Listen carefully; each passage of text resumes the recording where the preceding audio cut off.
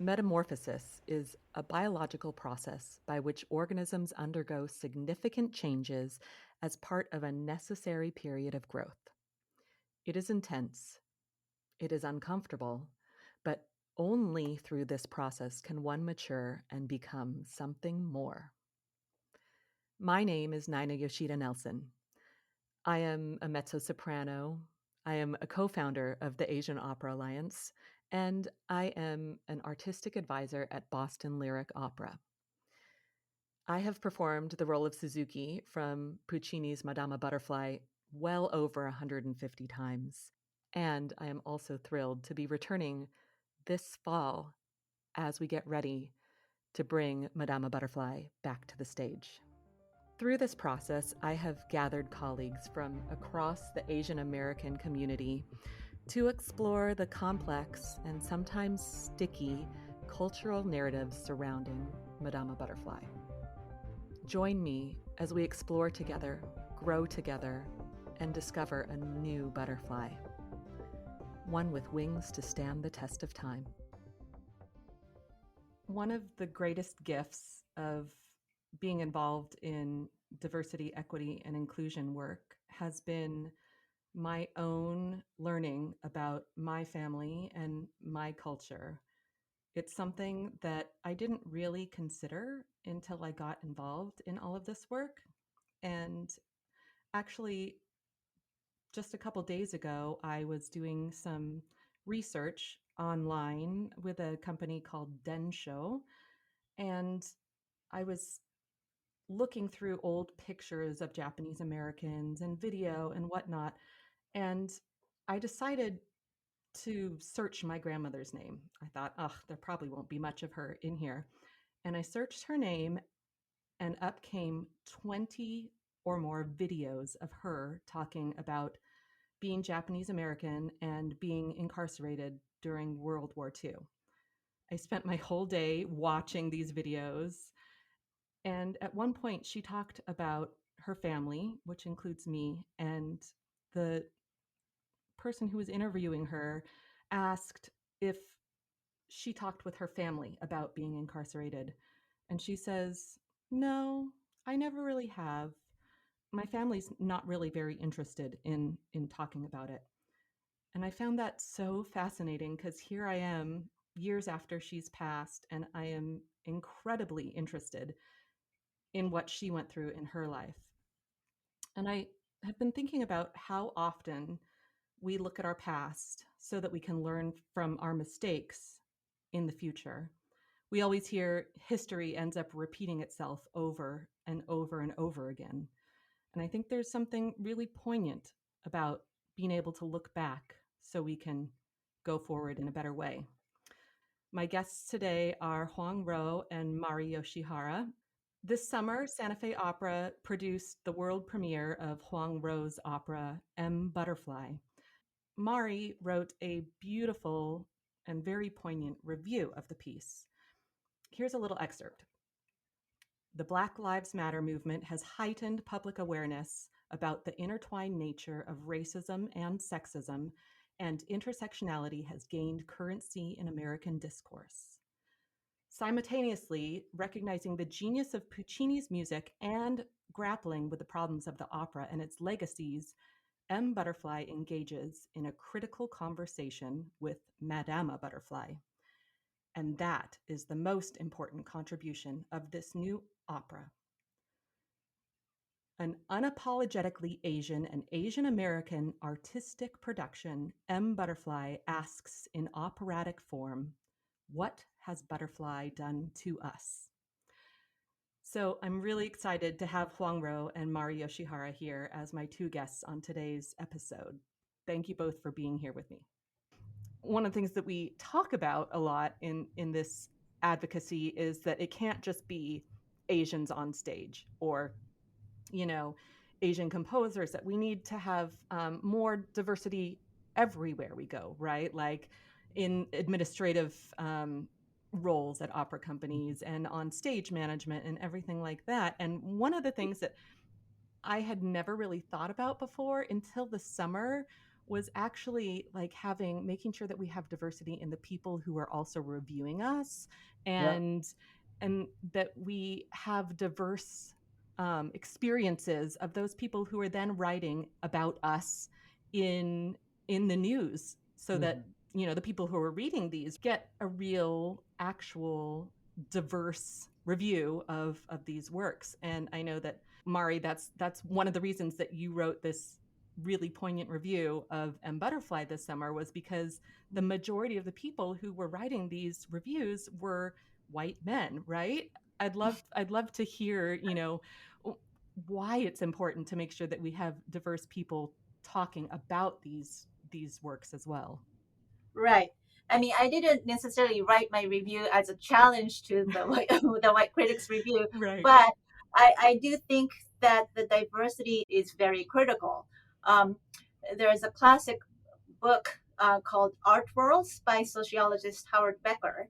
Mm-hmm. He talks about art not as kind of product of individual genius, but as really a practice of a whole network of individuals and institutions. So, of course, artists themselves, whether Mm-hmm. it's composers or painters or performers, but also people who are dealers, suppliers, presenters, critics, Mm-hmm. consumers, audience, etc. It's the networks of all these different kinds of people and institutions. That's the production and practice of art, right? And Mm-hmm. in that network of artistic practice, reviewers are often not discussed all that much because they're largely in the background, but I think they play an important role in shaping the discourse. Their primary medium is words. That we write and we speak about these Mm-hmm. works, and reviewers not only influence how individual works are evaluated in the immediate term. I mean, of course, they Mm-hmm. do does that in terms of reviews and papers and magazines and stuff like that. Mm-hmm. Um, but cumulatively, critics play a critical role in the formation of the canon, right? Mm. So what gets performed, what gets included in anthologies and dictionaries and textbooks and syllabi, Mm-hmm. whose portraits are hung on the halls of fame, etc. Mm. Cumulatively, reviewers and critics' work shape that that canon, and so just as it's important to have diverse range of artist voices, it's also Mm-hmm. important to have diversity of critical voices in terms of reviewers. Yeah, I mean, I was following this all very closely because I was really excited about this opera. Mhm. And one of the things that I was really interested in, every single review I read before yours mentioned something about how Huang Ruo was born in China and is a Chinese composer, and why there weren't Chinese instruments, and how strange it was that there weren't Chinese instruments in this Right. in Mm, this show. And I was like, why is that even really important to write about? Like, does that yeah. make a difference or not? And I was struck that that was something that these reviewers were critiquing.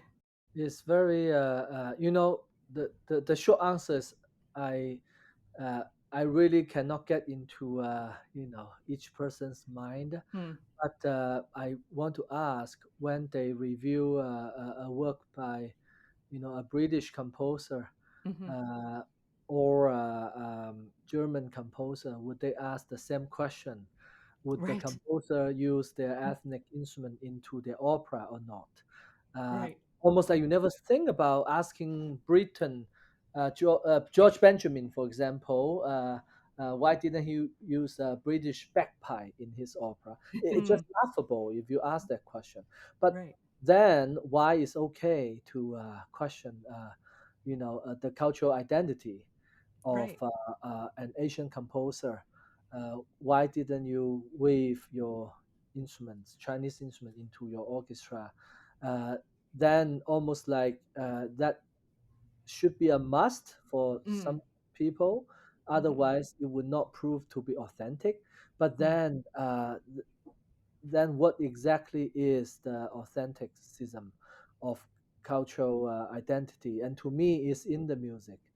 is in the character, is in the voice, even in the Western instruments I use. It's not necessary need to use chopstick when I eat every meal to prove I'm Chinese American. So yeah, so I found that fascinating. But of course, I would love, the critics to have more knowledges of, different cultural backgrounds, Mm-hmm. where the creators came from. But obviously, it's close to impossible to have so many diverse critics for one single newspaper. But Right. still, it's like doctor, right? They still receive training updates every year with new Mm-hmm. medication come out, new medicine, new techniques come out. And I do think with our very fast changing opera world, Mm-hmm. have so many new works, such diverse pool of new works coming out. If our the critics, their knowledge don't catch up or don't whiten up, Mm. then in a way you will feel is lag behind. Mm. So that is all I want to share. Is I do hope that there are more diversities also in the journalism, Yeah. not just for review, but also for preview, for interview. I think it will lift up also to complete our Mm-hmm. cultural industry. Something Phil and I talked about in the last episode is the way Butterfly is viewed in Asia versus in the United States. You both were born and raised in Asia, where the majority of the population is Asian. As you moved to the United States, you then became the minority. You have firsthand experience in this shift in identities and perceptions. So I'm curious to know your thoughts on how operas like Butterfly have different meanings depending upon where the production is located. As you say, Madame Butterfly has very different meanings when you are in Japan or in Asian country as part of the majority. It doesn't necessarily, if to a Japanese audience, Madame Butterfly doesn't necessarily represent Japan, right? I mean, Mm-hmm. it's a representation of Japan and Japanese heroine, but it's not the representation of Japan. And also, Mm. um, if you are viewing the Japanese production of Madame Butterfly, you are viewing one of many productions, Mm. whether it's opera or any work of performing arts, that are done by the Japanese people about Japan or anything else. I think a good kind of reference point is, say, the film Crazy Rich Asians that came out Mm. a few years Mm-hmm. ago, Mm-hmm. and a very prominent and wonderful novelist and critic, Viet Thanh Nguyen, wrote this very brilliant op-ed in the New York Times when that movie came out, and he used this concept of narrative plenitude. Right. So, in other words, when there are lots and lots of stories about, say, Asian Americans or Asian people, um, Mm-hmm. there isn't so much burden on an individual work, whether it be film or opera or novel. It will be considered one of many stories. It Mm. doesn't Individual works don't get burdened with the responsibility of representing the entire race or ethnicity or people. Right. But we live in the world of narrative scarcity when it comes to Asian Americans in the United States, so that films like Crazy Rich Asians or Joy Luck Club, 20 Mm-hmm. years ago, it has this burden of having to represent the entire people. And of course, people have mixed feelings about it. Some people like it, and some people don't like it as much. But he he put it somewhat sarcastically, but also very aptly. When you have narrative plenitude, you have the luxury of being mediocre. If Mm. something flops, it doesn't represent, like, a mediocre film by a white director or producer doesn't necessarily mean anything about the white people's ability to create great work. It's just a flop. Right. Um, Yeah. but when you're a minority, you don't have that luxury. So I think the place of Madame Butterfly in the operatic repertoire, because opera has traditionally been considered a white European art form, and there really aren't any other major operas that deal with Japan as a setting or has major Japanese or Asian characters for that matter. It has this burden of carrying the entire race and people. I don't know that I've ever quite thought about it that way, but it's really true. Huang Ruo, what about you? Any thoughts? Um, yes, I. It is a very intriguing question to say the least, because we do came from the other side of the world, and now we are the minority. But I think when Madama Butterfly or Turandot, for that matter, was shown in China, Mm-hmm. uh, I personally, among other people, view that as a very, as what Mari rightly pointed out, is a very Western, the crown jewel of Western art form. Opera is a Western thing, it's a Mm. European thing, and even the entire cast is Asian cast, which actually was quite the case in the old days. They Mm. even sung it in Chinese, Huh. uh, and you still feel that is uh, Western art form, Western opera. We are still minority in that art form. Even in entire stage are Asians on the stage. So that doesn't mean suddenly you feel proud or you feel you are the majority in that art form or in that opera. Mm. So another thing is, this also is a cultural phenomenon. Whenever there is a big new opera house opened in China, Mm-hmm. they often like to do Turandot. Hmm. And if you really ask people, do they really see the issues behind that opera? Not Uh-huh. too many Chinese people, well, really tell you what the issues are. But the fact that it involves a Chinese prince, Mm. it take place in Beijing, that is proud enough to celebrate. And so I haven't seen Madama Butterfly in Japan yet.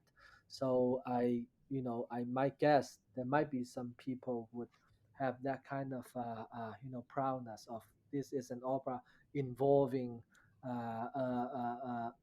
a character or a part of the story take place in this country. So uh, yeah, so that's very differently from at least how I see both operas today and in the West. Yeah, Yeah. that's really interesting versus in the East. And I guess if you have, Chinese singers singing Chinese characters on stage in Turandot, or Japanese singers singing Japanese characters in Madame Butterfly, there is no caricature, right? there's no Right. person necessarily, not playing a real character on stage. Right, and it's also, I mean, in a Japanese production of Madame Butterfly, it's quite unlikely that you will have these, gross, egregiously wrong costume or makeup or Mm. setting, um, that that just would look or seem wrong to the Japanese Right. audience. Right. Um, Yeah. Yeah. That was something actually, I've been thinking about a lot, is how much of it is the opera versus how much of it is the mhm, costumes and the sets and whatnot, right, but, and casting too. and casting. Yeah, Yeah. absolutely. Something that I find really exciting about all three of us is that we all want to dig into this idea of Madame Butterfly. Oftentimes, right now, we're living in a kind of sticky world where a lot of people are saying, no, we need to cancel it. There's enough like problematic stuff in this opera that let's just shelve it and let's cancel it. But all three of us really feel like it actually should not be canceled. There's opportunity here to dig into some of these topics. And I'm Mhm. uh, what are some of the different ways that Asian American creatives have responded to Butterfly, and how is that actually uh, furthering our industry? In addition to the increased number of Asians in like opera and other fields of classical music. Another um, change that I have seen, I think one of the most notable change that I've seen in the last 20, I mean, since the last time I wrote the book, is that the um, growing awareness and critical voice among Asian and Asian American artists themselves. Hmm. So, of course, even 20 years ago when I was doing my original research, all artists had their own experience, various kinds of thoughts and grapplings about their identity and race and Mm-hmm. representation, etc. But many of them simply did not have the language to speak about them. Mm-hmm. But now, especially in the last several years, because of the Black Lives Matter movement, because of Me Too movement, and because of COVID and the rise of anti-Asian violence, etc., Mm-hmm. there's a lot more heightened awareness and voice and mobilization among Asian artists themselves, Mm-hmm. and a lot of them have a lot more kind of critical, politicized language to talk about these issues, and they're less afraid I mean, of course, there are lots of barriers. I mean, of course, people's careers on the line. So, Mm-hmm. I mean, there are very many impediments for artists to speak up. You know. Fear of retaliation, etc. But nonetheless, I mean, it's been very heartening for me to observe just this like immense mobilization and leadership and solidarity and collaboration among Asian musicians. Um, so that's very encouraging. I think Mm-hmm. one very important thing is um, engaging the history and engaging the present at the same time. So for when we're dealing with works like Butterfly, Mm-hmm. when you produce Butterfly, yes, I think Butterfly should continue to be produced. Mm-hmm. It's a fraught work. I have love hate relationship to it, but I Mm-hmm. think on the whole, music is beautiful. It's important Mm-hmm. work. Instead of canceling, I would like our the opera companies and artists and audience to grapple with it. Um, not simply kind of um, take it at face value or but really grapple with it rather than passively receiving it, and um, engage the history by looking at the fraught legacies, fraught representations, and its meaning for Asian people and Asian artists, etc. But also think about what it means to produce this work in the present. If it's Atlanta, like what it means to produce this work today in Atlanta. You know, Mm-hmm. um, Atlanta is the site of this tragic incident where Mm-hmm. real Asian women were killed. Right? Mm-hmm. It's a horrifying incident. I don't want Atlanta Opera or the audience or the people involved in this production to look away from that. Like, what does it mean? I don't mean that therefore Butterfly should not be produced in Atlanta. Mm-hmm. I want it. I would like to see it as an opportunity to engage and like have a critical dialogue um, about these issues of race and gender and sexuality and all of these things. Um, and that if you manage to engage both the history and the present and the real issues of Asians, men and women, um, Mm-hmm. in the community, then Butterfly would serve the community. Hmm. Beautiful. I think it's really important in a place like Atlanta that we do dig into these issues and we talk about them, because if we don't talk about them, we're erasing them, right? Mhm. Like this, it Right. becomes erasure. And in order to learn from our past, we have to talk about it so that this doesn't keep happening over and over and over again, right?